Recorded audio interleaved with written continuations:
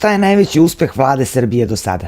Ekonomske reforme koje su započete, odnosno prvi pozitivni znaci finansijske konsolidacije, borba protiv korupcije i kriminala i još uvek mogućnost da se uspostavi neki balans između istoka i zapada. Pozitivan razvoj odnosa sa Rusijom uprkos ozbiljnim zapadnim pritiscima.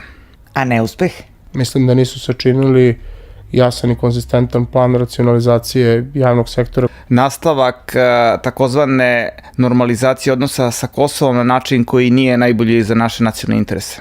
Kako komentarišete zahtev Haškog tribunala da se Vojislav Šešelj vrati u Hag? Nije ni nama ni njima to trebalo. Kao jedan vid mirnodopske agresije na Srbiju istih onih koji su nas bombardovali 1999. Kakvu reakciju vlade Srbije očekujete povodom zahteva Haškog tribunala da se Šešelj vrati u Hag? Mislim da će ga vratiti samo u slučaju da za tako nešto postoje smisleni pravni razlozi. Neće ga vratiti po automatizmu. Da se ne pretvara da se radi o pravdi i pravu, već da jasno kaže naciji da to čini jer nam je uperen pištolj u glavu. Kakve posledice Srbija može da ima ako vlada Srbije odluči da ne isporuči Šešelja u Hag? Zatezanje odnosa sa političkim sponzorima Haškog tribunala, pre svega sa zapadnim zemljama. Ako zapadni samozvani gospodari sveta žele probleme u našem regionu, onda možemo da očekujemo ozbiljne pritiske. Ako im je cilj da se izbegne kriza, onda još imamo neko vreme da balansiramo. Da li ministar odbrane Gašić i ministar zdravlja Lončar treba da podnesu ostavke zbog pada vojnog helikoptera koji je evakuisao bebu? Ukoliko nalaze komisije potvrde njihovu neposrednu ili indirektno relevantnu odgovornost, da. Da bi se o tome izjasnio, morao bi da vidim konačne rezultate istrage. Da li je štrajk prosvetnih radnika opravdan? On je razumljiv, ali teško je opravdan zato što ne može da vas plati neko više nego što trenutno ima sredstava. Iz njihovog ugla svakako jeste, iz ugla budžeta Srbije nije. Opišite jednim pridevom opoziciju u Srbiji danas. Dezorganizovana. Ako se radi o parlamentarnoj, istrošena. Koliko u medijima u Srbiji ima prostora za opoziciju? Pa nekad i previše. Nedovoljno, ali više nego dok je na vlasti bila Demokratska stranka. Šta na političkoj sceni Srbije znači DS-ova vlada u senci? Ništa posebno. Neuspeli marketinški potez. Šta na političkoj sceni Srbije znači patriotski blok DSS-a i Dveri? Još manje ništa posebno.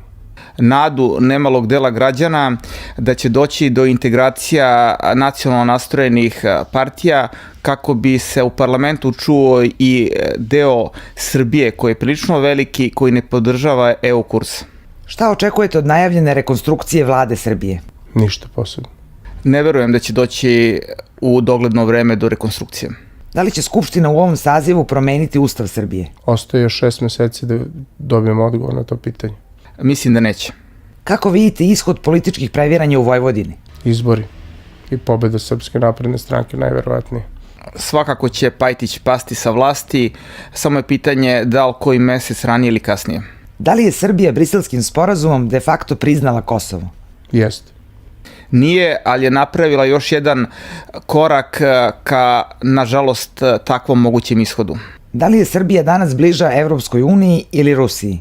Podjednako je daleka od jednog i od drugog, s tim što je više usmerena ka Evropskoj uniji nego ka Rusiji, koja uzgled budi rečeno nema razrađenu politiku za postsovjetski prostor. Radi se o različitim vrstama odnosa. Zapad se prema nama ponaša kao neko ko nas ucenjuje i reketira, dok je Rusija prijatelj koji nije u stanju da nam pomogne onoliko koliko bi nama trebalo. Da li će pregovori Srbije i Evropske unije otpočeti poglavljem o Kosovu?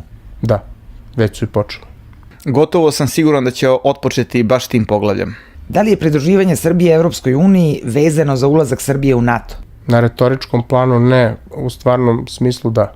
Mislim da NATO strukture od nas očekuju da prihvatimo lažni model neutralnosti po švedskom uzoru. Njima je bitna suština, a ne forma. Da li biste kupili stan u Beogradu na vodi? Investirao bi u Google, Apple ili u Coca-Cola. Više volim stari Beograd i od Novog Beograda i Beograda na vodi. Ćirilica ili latinica? I jedno i drugo. Latinica kad pišem, ćirilica kad se potpisujem. Ćirilica. Zvezda ili Partizan?